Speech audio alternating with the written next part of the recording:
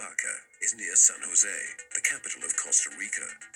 Just before 4 o'clock in the afternoon, Marvin Badia, a young carpenter, was working when he heard a strange buzzing that distracted him from his work. To his intense amazement, the young man saw that the source of the noise was about 100 meters away from him. Yo estaba lijando aquí de esta madera, acá afuera. I was shaping this table here outside. It was very cloudy. I looked up and saw some sort of object. It was very bright. I looked at it carefully and took out my mobile phone.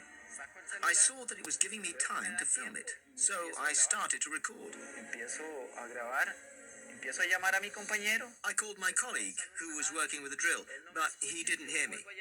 I called him again. I turned towards him, moving the phone, and when I turned back, the object had already gone. The film that Marvin recorded shows a classic flying saucer hovering just a few meters from the ground. His colleague, William Rivera, didn't hear Marvin shouting over the noise of the drill he was using. Thus, he missed the extraordinary spectacle. William, William.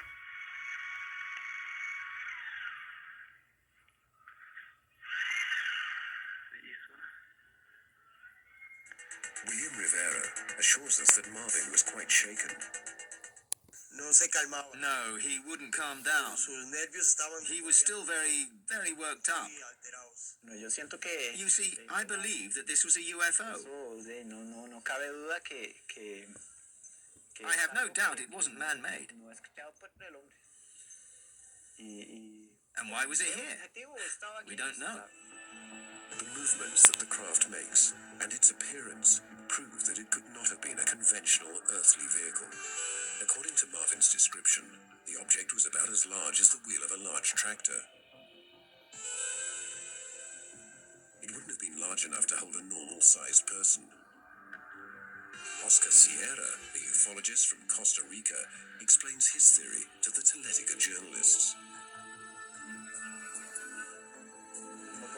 It's not necessarily a driven object. It could be some sort of probe, like those that human beings sent to Titan not long ago, which were small, about 2 meters.